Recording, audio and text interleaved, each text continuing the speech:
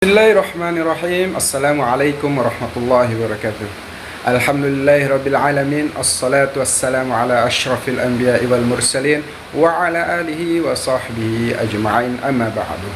Alhamdulillah, kita panjatkan puja-puji syukur kita kepada Allah Subhanahu wa taala sehingga kita bisa berjumpa kembali di channel ini. Pada kesempatan ini saya mengajak sahabat-sahabat semua untuk mendengarkan isi tausiah dari guru-guru kita yang insya Allah banyak ilmu, hikmah dan manfaat yang bisa kita terapkan di kehidupan kita sehari-hari. Penasaran bagaimana isi tausiah guru-guru kita? Mari kita simak bersama-sama. Selamat mendengarkan. Rezekinya lancar. Kenapa? Karena walaupun orang tidak percaya kepada Allah, tapi kalau dia bahagiakan orang tuanya, maka Allah Subhanahu wa ta'ala menurunkan kasihnya, sayangnya, rezekinya. Ada orang yang tidak percaya sama Allah tapi sayang pada orang tua, Allah kasih nikmatnya di dunia. Kenapa di dunia dikasih? Supaya di akhirat nanti tinggal masuk neraka aja. Itu bedanya orang beriman.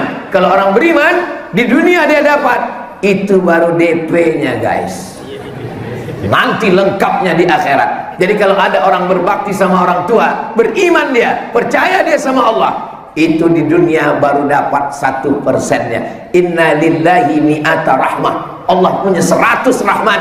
Jadi kalau hari ini kau kaya, hari ini kau punya jabatan, hari ini kau hebat, itu baru 1%-nya yang berebut antara kita dengan gajah.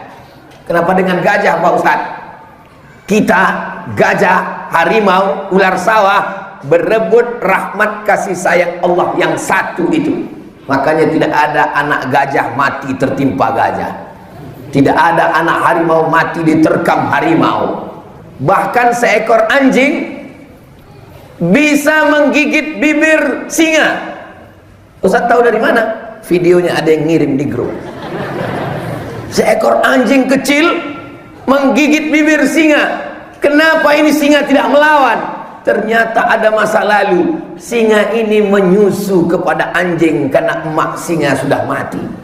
Akhirnya dia menyusu kepada anjing. Setelah badannya besar, dia bisa menerkam anjing. Tapi anjing itu tidak dia terkam. Kenapa? Berhutang budi pada ibunya. Hari ini ada seorang anak rela menuntut ibunya ke pengadilan hanya karena mengambil sebatang pohon kayu di depan rumahnya.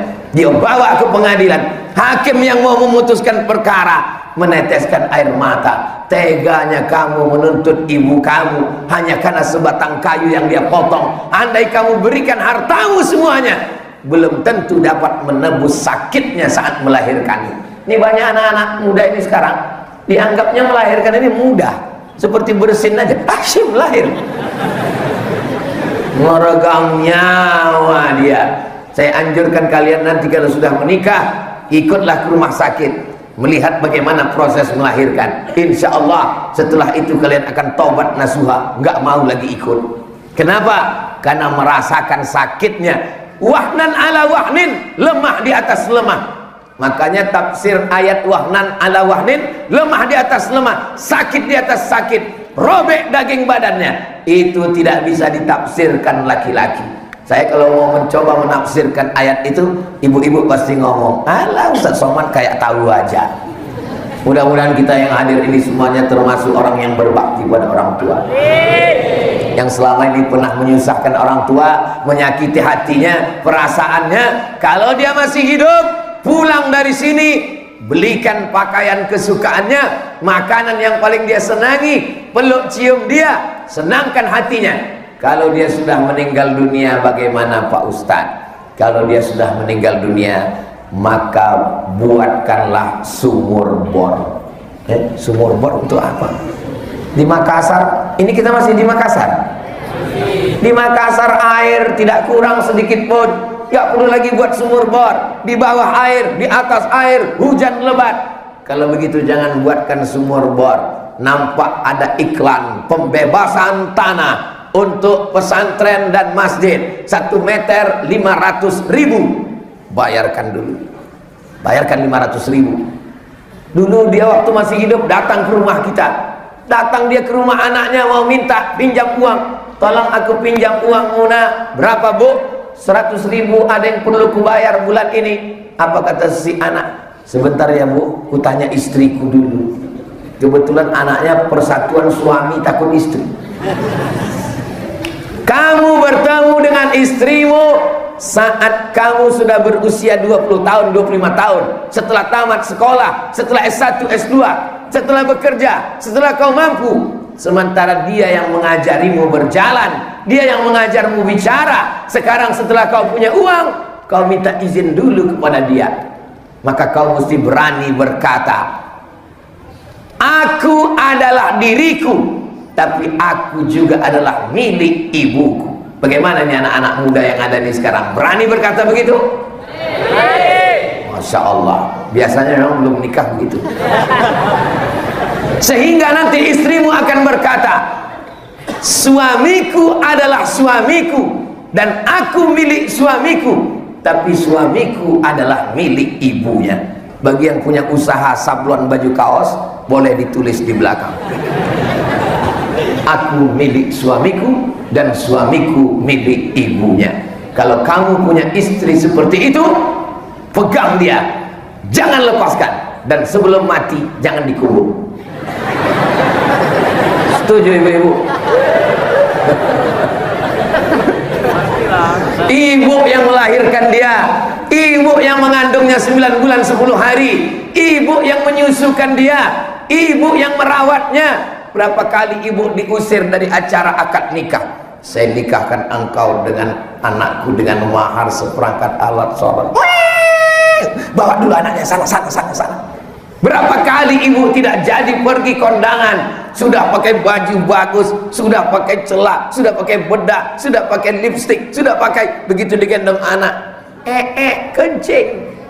Berapa kali kita menyusahkan dia, sampai akhirnya setelah dewasa, ternyata dia lebih memuliakan perempuan yang lain. Maka ungkapan dalam hadis dikatakan, al jannatu sorga tahta aqdamil ummahat, sorga di bawah telapak kaki babysitter.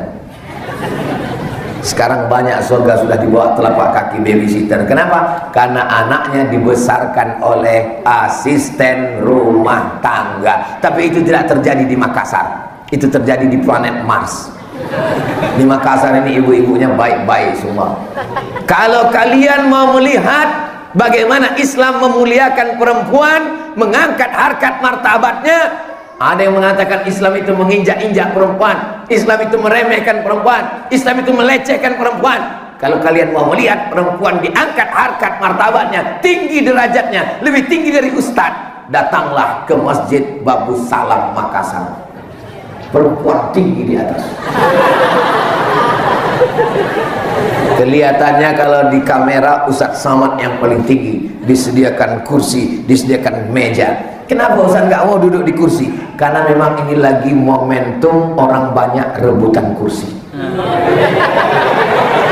Maka saya mau sedang menyampaikan, Abdul Somad itu kalian jangan khawatir dia mengambil kursi kalian.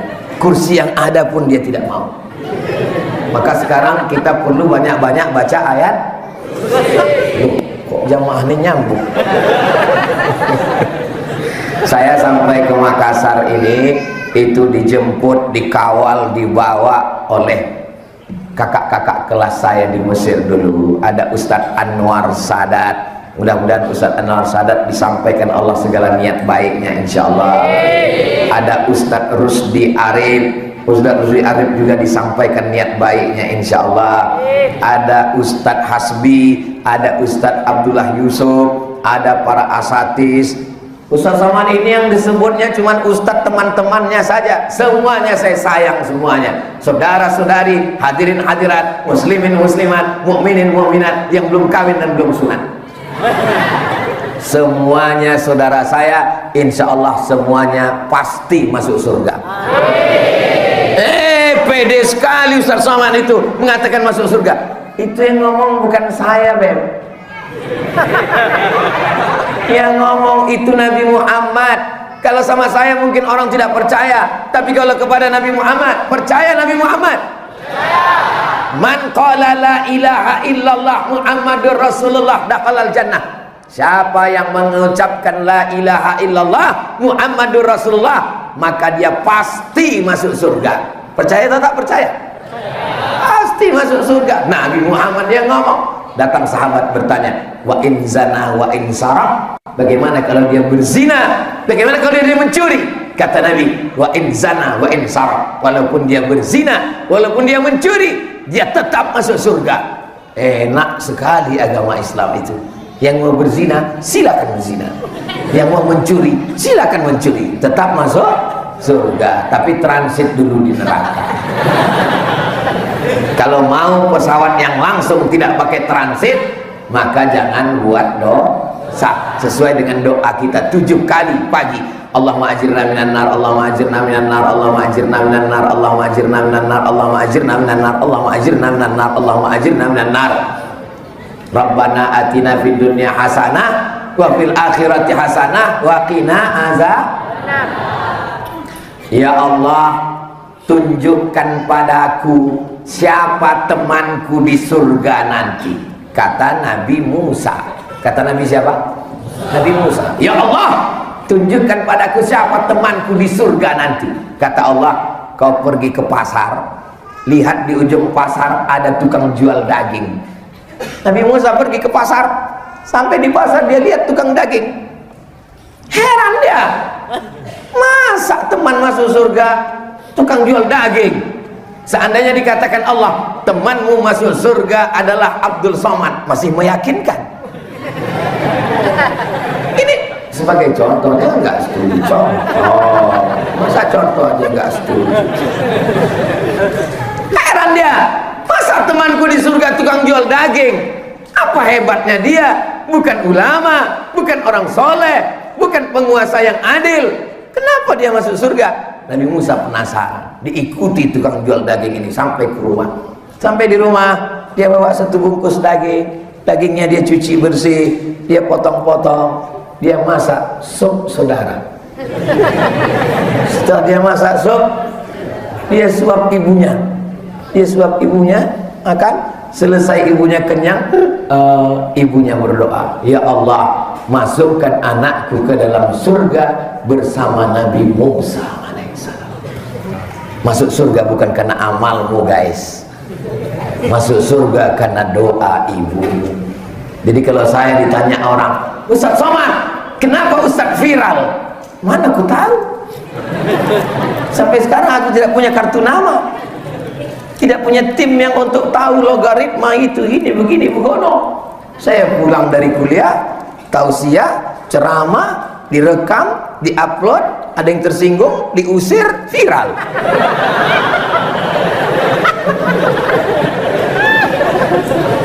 Selalu saya katakan, ini doa ibu saya. Saya kalau diminta untuk memberi materi tentang public speaking, Ustaz Somad tolong masuk ke kampus kami bicara tentang public speaking. Mohon maaf, saya nggak pernah bicara public speaking. Dulu memang pernah ikut kursus, tapi sekali masuk habis itu nggak datang lagi. Public speaking itu diatur betul-betul, dari mulai salamnya itu harus dari kanan ke kiri, di tengah berakhir Assalamualaikum warahmatullahi wabarakatuh. Pakaiannya harus betul-betul diperhatikan, harus matching antara topi dan baju. Ini hari ini Ustaz Somad topi songkok dengan bajunya matching kebetulan. Dua-dua ini mereknya Casio, dikasih orang.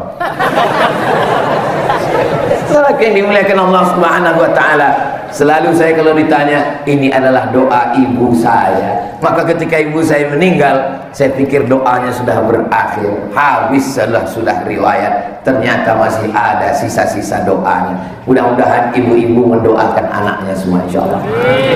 Kalau selama ini ibu belum mendoakan, makan hari ini, pagi ini, selesai nanti makan, ibu doakan, ya Allah, masukkan anakku ke dalam surga bersama Nabi Muhammad sallallahu alaihi wasallam. Ibu itu walaupun ngomongnya salah, tetap dikabulkan Allah Subhanahu wa taala. Betul? Apanya yang betul? Ada seorang anak namanya Juraij. Siapa namanya? Juraij. Juraij ahli ibadah, tidak pernah keluar dari tempat ibadah, kerjanya hanya beribadah saja. Ibunya datang memanggil, ya Juraij. Dia nggak nyaut, karena menurut dia ibadah kepada Allah lebih utama daripada menyambut ibu. Ya Juraij, dia tidak peduli, dia tetap beribadah. Dipanggil lagi, ya Juraij, dia tidak menjawab. Akhirnya apa kata ibunya? Allahumma la tumithu hatta turihi wujuhal mumisat. Jangan matikan Juraij sebelum matanya melihat wanita tunasusila, wanita jahat, wanita pelaku. Habis waktu. Cepat sekali.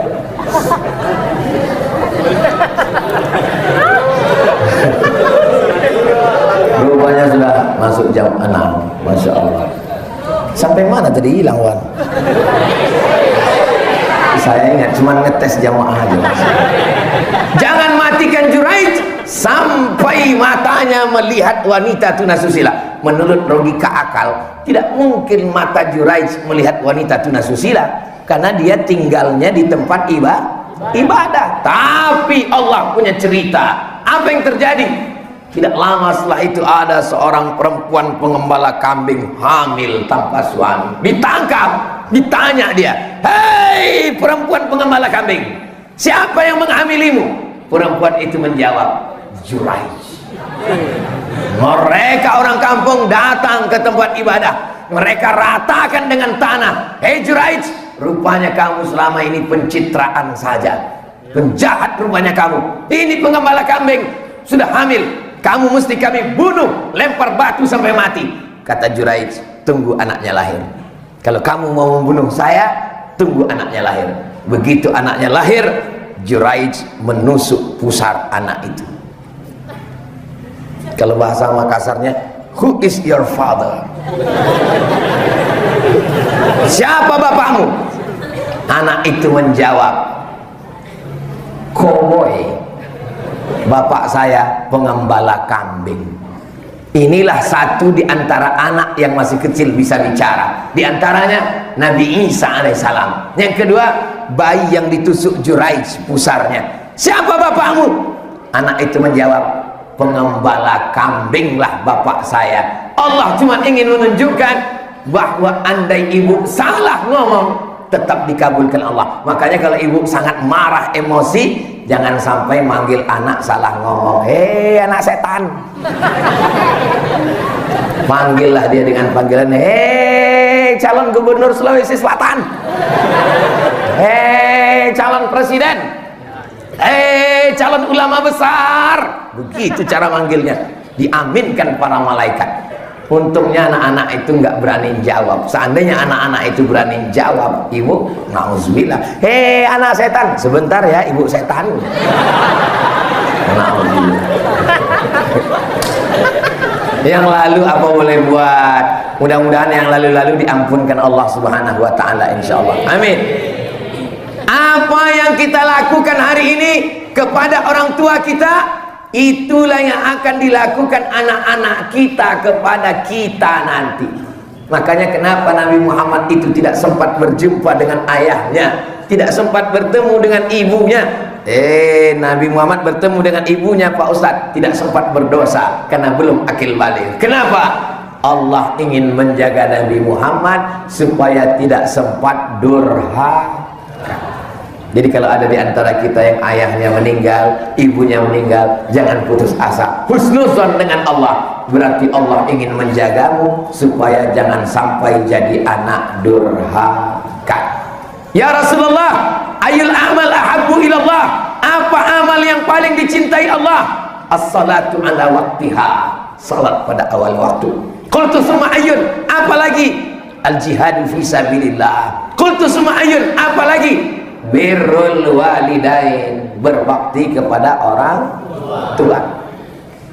Datang ke Makassar, menjadi orang kaya, bisnismen, rumahnya 5 lantai, tidak ada tangga, pakai lift. Orang tua yang dulu di kampung ditarik ke Makassar, tinggal di rumah. Apakah itu membahagiakan orang tua? Belum tentu, Besti. Kenapa begitu? Karena logika kita tidak sama dengan logika orang tua. Orang tua kita di kampung, bagi dia yang nikmat itu di kampung. Pagi-pagi dia bisa ngasih makan ayam, dia bisa ngasih makan ikan mas yang ada di kolam, siang-siang dia bisa belanja. Menurut kita membahagiakan dia ditinggalkan di rumah, ruangnya pakai AC, belum tentu membahagiakan orang tua. Saya Pak Ustadz mau bawa orang tua saya pindah dari kampung ke kota, logikanya apa? Saya mau bahagiakan dia. Belum tentu, Pak. Bahagia menurut kamu tidur di kamar pakai AC, dia nggak biasa, dikasih AC gembung masuk angin. Menurut kamu yang bahagia itu kalau di bawah dia belanja ke mall. Menurut dia yang bahagia itu kalau dia belanja di pasar tradisional. Karena menurut dia yang bahagia itu bukan belanjanya tapi nawarnya. Bagi dia bisa menawar 1000 itu kenikmatan yang luar biasa. Ustaz, kau tahu saya bersama ibu saya 11 tahun pulang dari Mesir tahun 98, dia meninggal 2019. 11 tahun saya bersama dengan dia, tahu betul saya bagaimana membahagiakan seorang ibu. Maka saya bawa dia ke pasar, saya tidak ikut dia. Awal-awalnya kalau baru pulang saya ikut dia belanja, saya pegang tasnya di belakang, saya ikut. Tapi lama-lama saya nggak sabar. Akhirnya dia bilang, kau tunggu aja di parkir, aku di sini. Karena beda kita dengan ibu-ibu. Kalau kita datang ke pasar, beli, pulang. Kalau ibu-ibu nggak gitu, dia mutar di sana kemari. Habis itu dia pulang, baru dia bilang, lupa apa yang mau aku beli tadi. Tapi itulah ibu kita. Mau bagaimanapun itulah ibu kita. Dialah penyebab kita lahir ke atas dunia ini. Betul? Saudara yang dimuliakan Allah Subhanahu wa taala, maka sampai masanya Nabi Muhammad sallallahu alaihi wasallam menceritakan kepada kita saat seorang laki-laki bertanya, "Man ahaqqun nas bi husni suhbati?" Siapa orang yang paling layak mendapatkan baktiku? Ummuka. Tsumma man? Your mother. Tsumma man? Ummuka. Kita laki-laki ini, Pak, cuman dapat nomor urutan 4. Kenapa mereka ibu-ibu ini bisa dapat 3 kali? Pertama, rahasianya mereka mengandung, yang kedua mereka menyusukan, yang ketiga mereka melahirkan. Jadi kalau ada di antara bapak saudaraku mau dapat 3, cobalah yang 3 ini. Coba mengandung, coba menyusukan, coba melahirkan. Ustaz udah coba? Sudah saya coba. Ambil kelapa, ikat di perut, paling tahan 1 jam. Kalau mau rasakan melahirkan, pulang dari sini, beli mangga bulat-bulat, telan bulat-bulat, keluarkan bulat-bulat. Kalau mau merasakan menyusukan, anak saya baru lahir, saya pegang, saya letakkan, saya susu. Nggak mau dia. Tahu dia mana ibunya, mana ustaz. Apa maknanya? Bahwa kita ini bukan apa-apa dan kita bukan siapa-siapa. Saya diundang ke TK Quran. Wow. Berikut ini mari kita dengarkan tausiah yang akan disampaikan oleh Profesor Abdul Samad LCDESE PhD, Datuk Seri Ulama Setia Negara, S1 dari Al-Azhar, S2 dari Maroko, S3 dari Sudan. Mengembang lubang hidung saya. Begitu saya tampil ke depan, di depan anak-anak TK, 5 menit saya ngomong, mereka tetap tidak diam. Wah, saya bingung, wah gawat ini. Ternyata anak-anak itu nggak ada yang peduli dengan titel-titel saya. Seakan-akan mereka berkata, masa bodoh sama kau semua. Apa pentingnya kamu bagi saya? Bingung saya gimana Akhirnya saya ingat, ternyata ada pawangnya di situ. Seorang ibu kecil aja, kepala TK.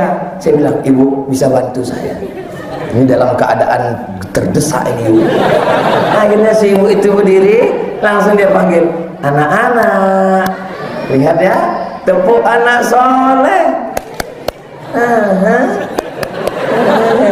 Semua anak terdiam. Di situ saya sadar, kau bukan apa-apa, Agus. Yang paling hebat adalah ibu. Melihat ibu-ibu, ingat ibu kita. Alhamdulillah. Melihat anak-anak, ingat anak kita, alhamdulillah. Asal jangan lihat anak gadis lupa bini kita. Ini bisa jadi masalah. Betul Ibu? Betul kata mereka. Allahumma sholli ala sayyidina Muhammad wa asli li zalimin bizalimin wa akhrijna min bainihim salimin wa ala alihi wa sahbihi ajma'in sallallahu rabbuna ala nuril mubin Ahmad al-Mustafa Sayyidil Mursalin wa ala alihi wa sahbihi ajma'in wa ala alihi wa sahbihi ajma'in.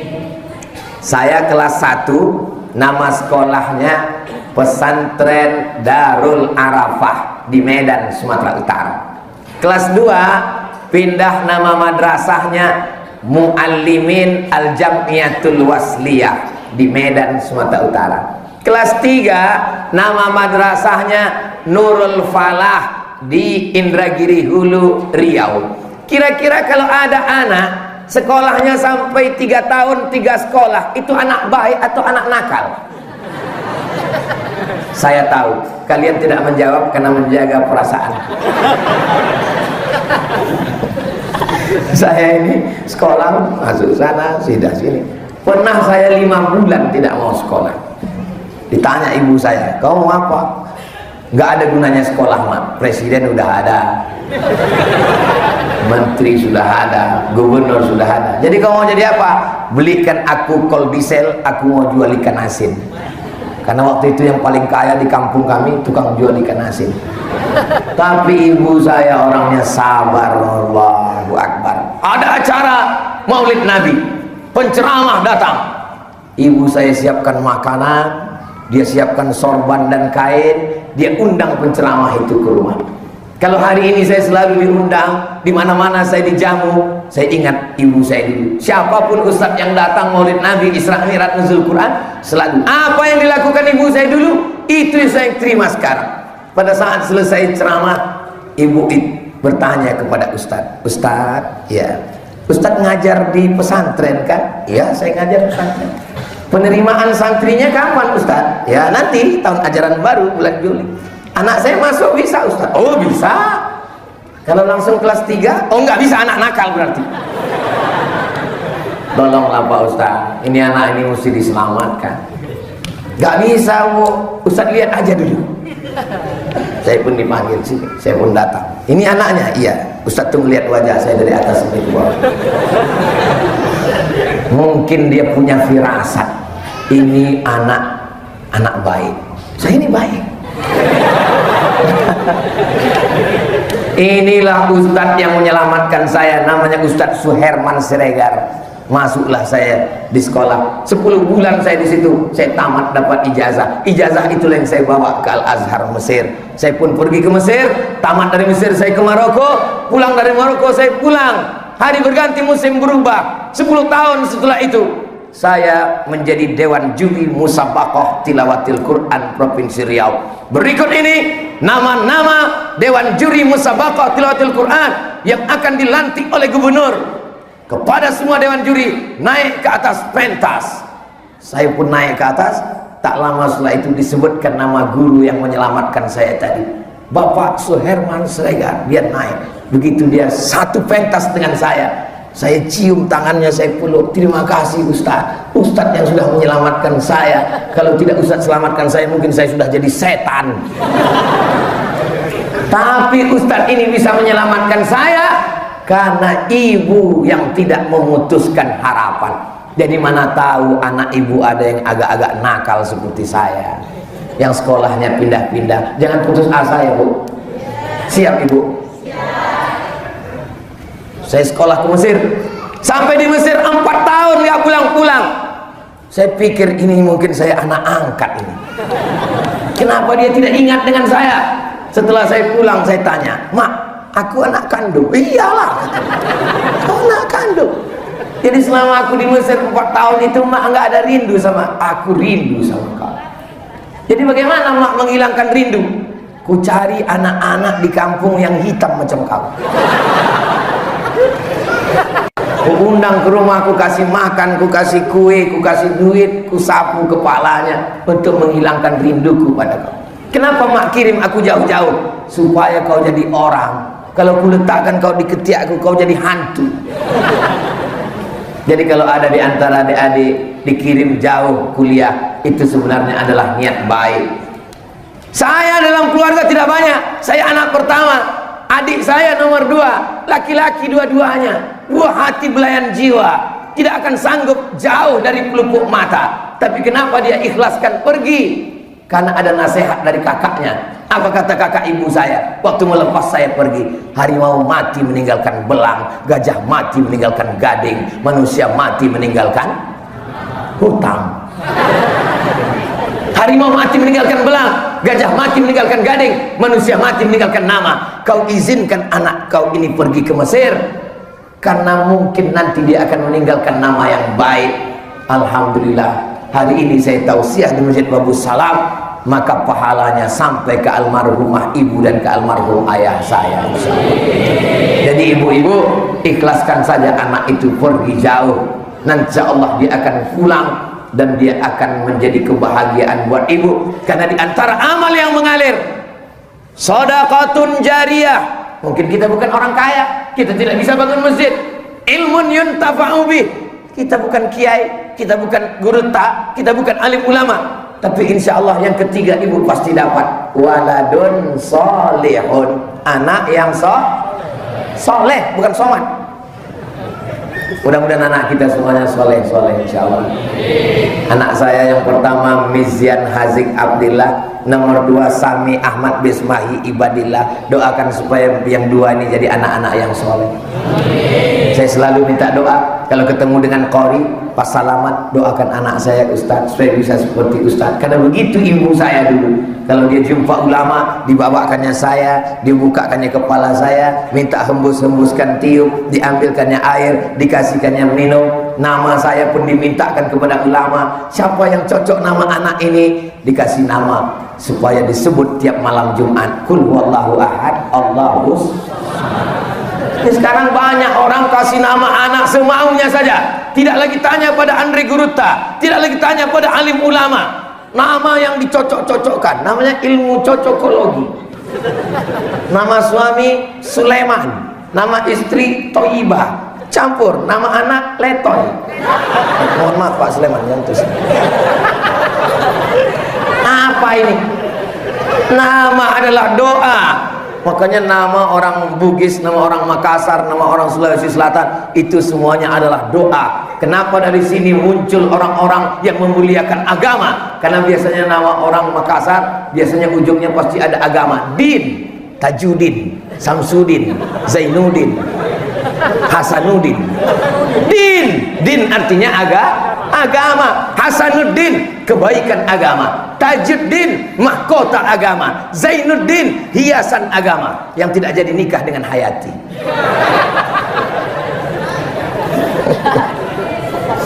Masya Allah. Tadi saya mulai jam 5:30, sekarang sudah jam 6:15. 15 menit berikutnya kita akan jawab pertanyaan berikut ini. Jangan kemana-mana.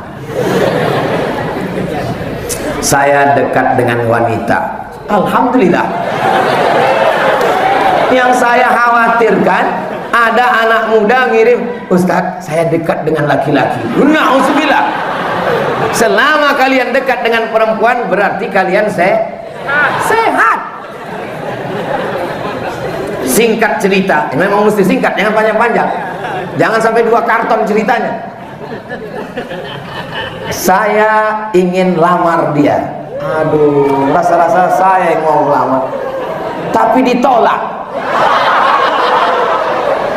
Apakah saya harus sakit hati Pak Ustadz?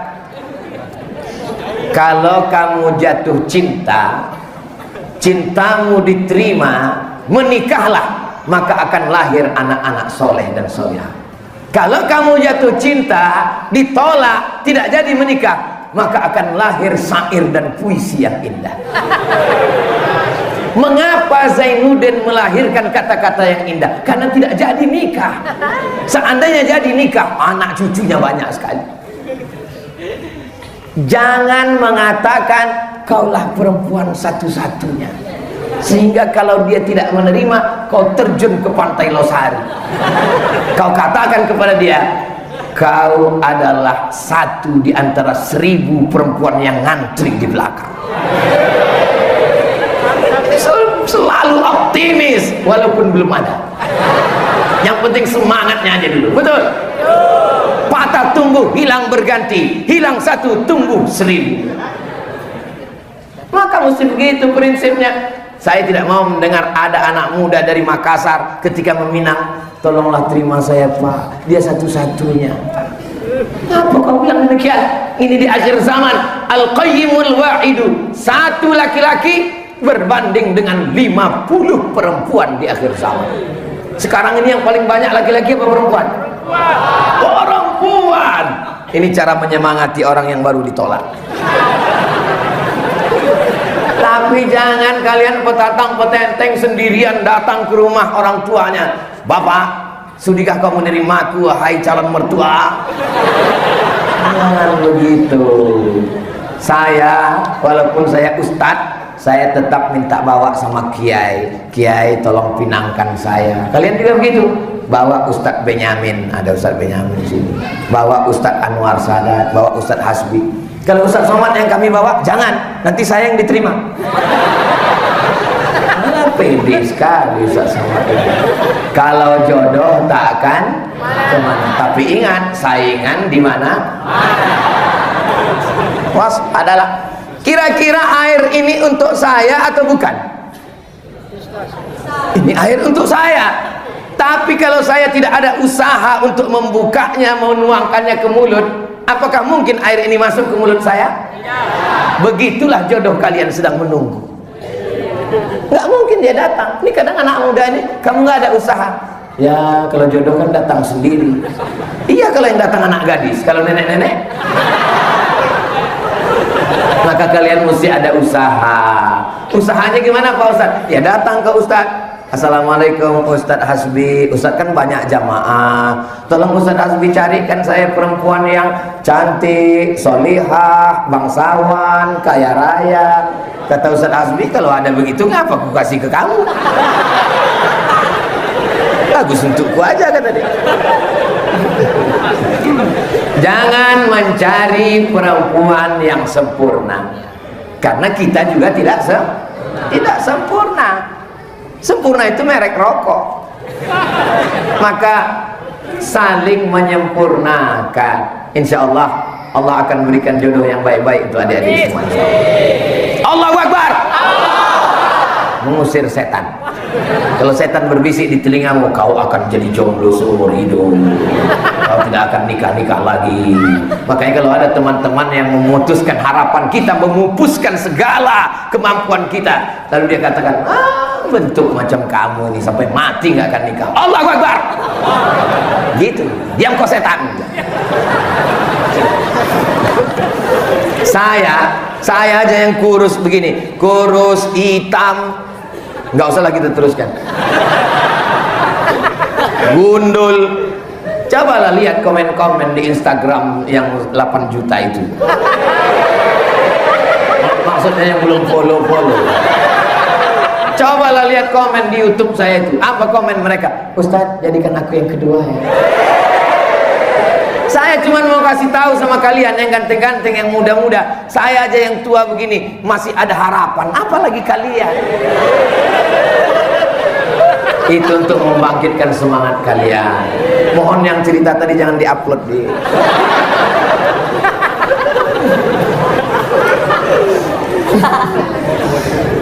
Masa Ustaz takut di rumah? Ustaz kan ceramah seperti singa. Iya, pawangnya di rumah.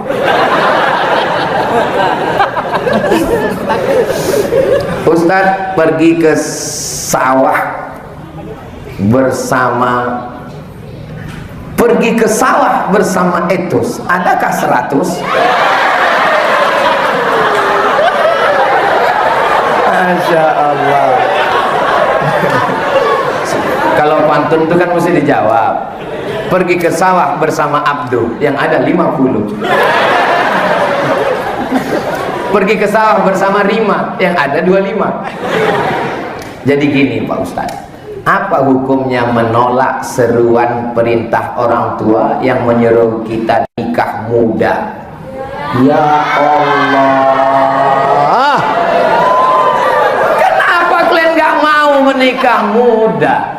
Saya tanya dulu sama orang yang nikah, Pak, sebelum nikah saya tanya, gimana nikah itu? Kata dia, nggak usah lah Dik, nikah itu yang enak cuma 10%. Terus yang 90 enak sekali. Kalaulah tahu saya nikah itu manfaatnya banyak, maka saya anjurkan menikahlah kalian di usia di bawah 25. Supaya apa? Saat kalian berumur seperti saya 46, kalian sudah mengantar anak ke Al-Azhar Kairo Mesir. Jangan sampai macam saya sekarang masih gendong anak kecil, sampai waktu saya pergi ada yang nanya, ini cucunya ya? Rasa saya mau tempeleng aja Bu.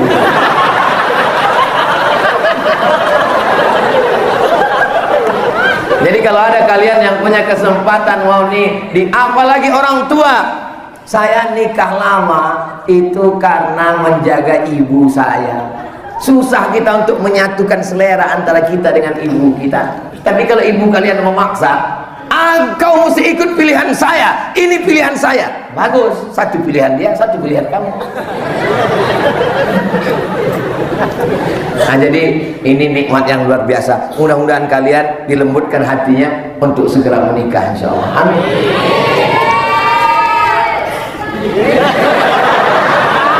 Man tazawwaja, siapa yang menikah, faqad istakmala nisfal iman, dia sudah menyempurnakan setengah iman.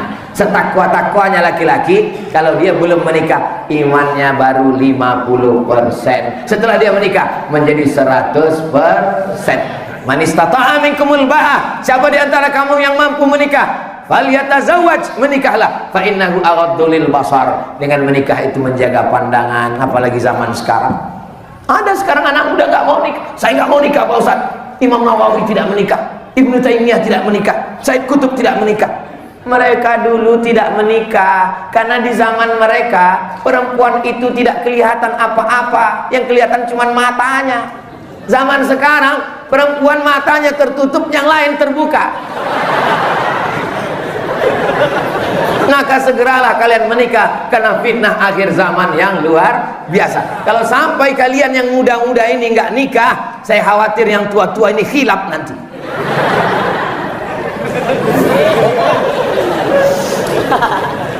Afwan Pak Ustadz, ada orang rajin sholat tapi suka maksiat, itu namanya STMJ, sholat terus maksiat jalan. Apakah sholatnya diterima Pak Ustadz? Secara fikih diterima, cukup rukun syarat, rukun 13 menurut mazhab Syafi'i.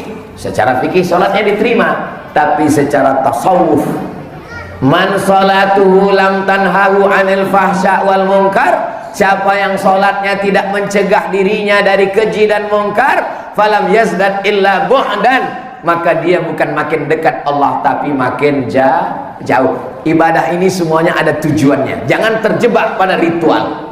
Salat, inna salata tanha 'anil fahsya wal munkar. Puasa, ya ayyuhalladzina amanu kutiba 'alaikumusyamu kama kutiba 'alal ladzina min qablikum la'allakum, supaya takut kepada Allah. Haji, orang kalau nggak paham haji, mutar-mutar, lari-lari, lontar-lontar, gunting rambut, kemah-kemah. Apa ini?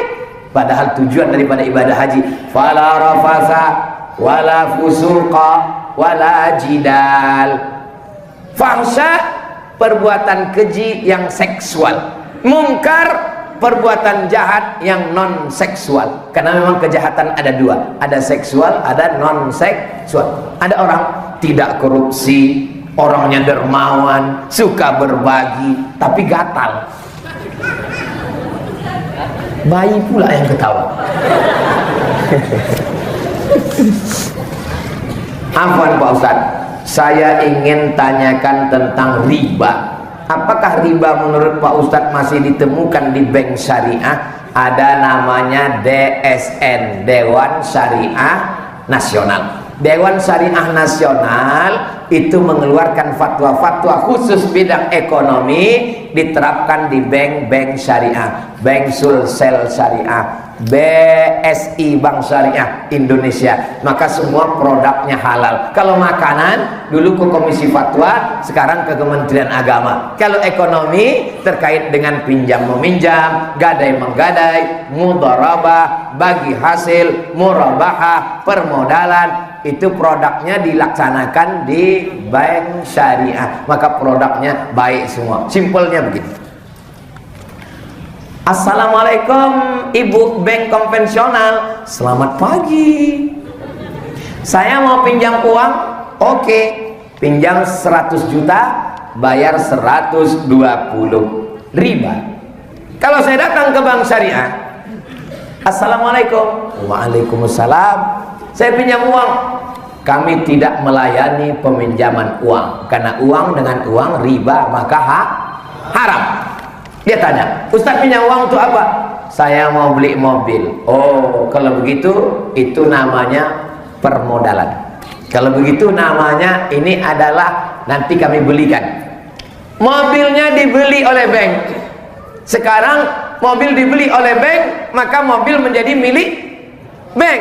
Datang saya membelinya dengan cara bil qisti, kredit angsuran. Maka itu pernah terjadi pada zaman Nabi SAW.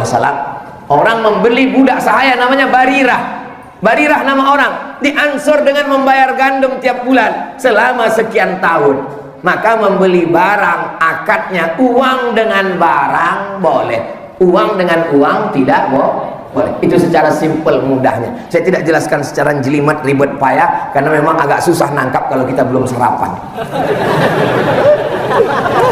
Bertanya, Ustadz jangan ngukur kami. Bukan ngukur jamaah, maksudnya saya. Payah saya cerita. Bagaimana solusi terbaik buat kami agar bisa membeli sesuatu tanpa melalui lembaga riba? Beralihlah ke pergadaian syariah, mengatasi masalah tanpa masalah. Beralihlah ke bank syariah. Ustadz Somad ngomong bank syariah, bank syariah. Itu kemarin saya lihat ada video Ustadz ceramah di bank konvensional. Saya memang ceramah di bank konvensional, tapi kalau dikasih air minum, airnya tidak saya minum. Dikasih roti kotak, tidak saya makan, karena itu riba. Kalau dikasih uang, saya ambil. Saya ambil, saya serahkan ke lembaga yang masalih amat untuk kepentingan umum. Saya buat ada 2 keranjang. Ini duit halal, ini duit haram semua. Jangan sampai kita makan duit haram. Begitu caranya. Begitu juga dengan Bapak. Saya tinggal di kampung Pak Ustadz. Bank syariah tidak sampai ke kampung, yang sampai bank konvensional. Saya simpan uang saya ini di bank konvensional. Kenapa tidak simpan di rumah? Kalau simpan di rumah nanti takut pencuri. Bukan Pak Ustadz, takut diambil istri saya. Karena suatu ketika istrinya datang ngambil uang. Bang, ini uang apa? Kata dia, itu uang sial. Kenapa sial? Sudah kusembunyikan, kau dapat juga. Maka setelah disimpan ada bunganya. Bunganya itu tidak boleh dimakan. Kalau gitu dibelikan pakaian, nggak boleh. Kita serahkan ke lembaga masalih ammah untuk kepentingan umum, ke pondok pesantren, untuk WC umum, untuk jembatan dan lain-lainnya. Itu tentang supaya kita jangan sampai makan haram. Apakah ada orang tua yang durhaka kepada anaknya? Memang pertanyaan di Sulawesi ini menunjukkan orangnya cerdas. Kita ngomong berbakti kepada orang tua, dia balik, orang tua berbakti kepada anak.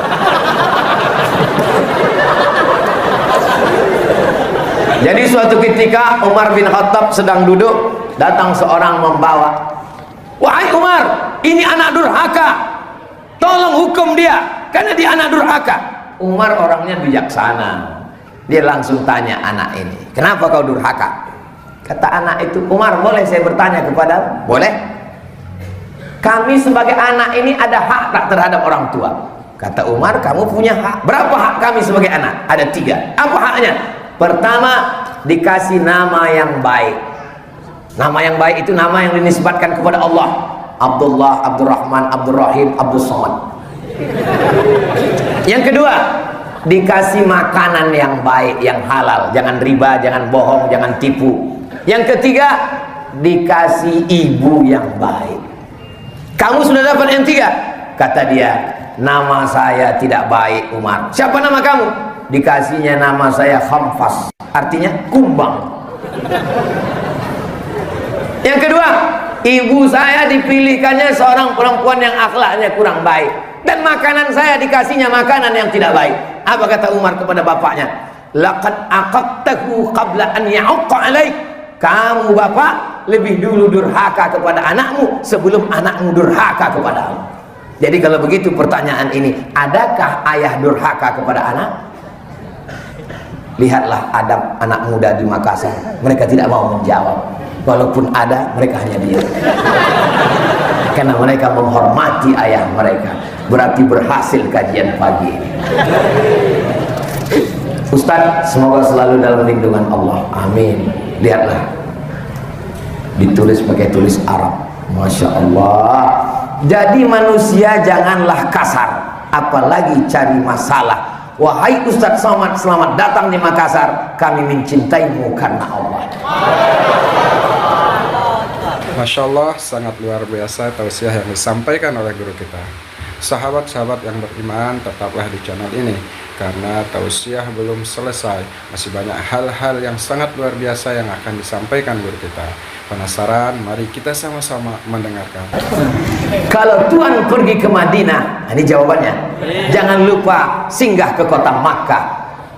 Kita bersaudara karena Allah, akan bersama sampai ke jannah. Ini balas pantun apa nanya? Ustaz, kami ingin minta Ustaz membagikan ilmu tentang amalan agar Allah memberikan kemudahan dalam urusan jodoh.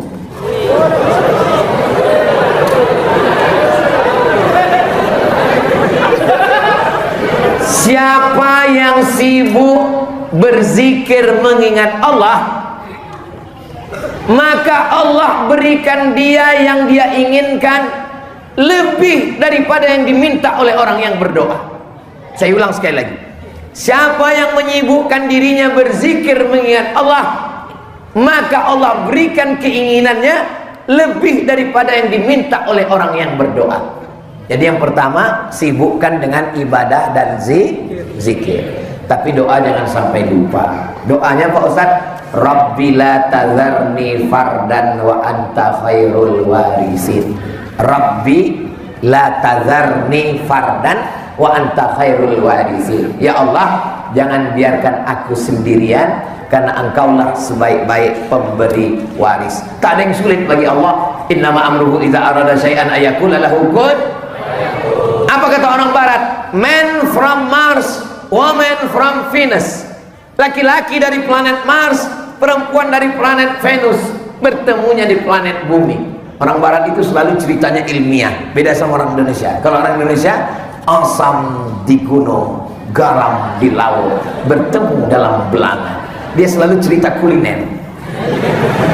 Tapi keduanya mengisyaratkan tentang yang jauh. Tidak ada yang sulit bagi Allah. Innama amruhu iza arada syai'an ayyakula lahu kun. Tak usahlah saya ceritakan. Adik-adik melihat dari kehidupan saya, dipukul ombak, dihempas gelombang, bagaimana berbagai macam kesulitan. Pada akhirnya saya menikah, punya anak. Sampai hari ini kita saling mendoakan, mudah-mudahan kita diberikan keluarga yang sakinah mawaddah warahmah. Anak cucu kita soleh dan soleha. Jodohmu sudah ada, cuman belum jumpa. Tapi ada keyakinan bahwa Allah akan memberikannya, insya Allah. Amin ya rabbal alamin.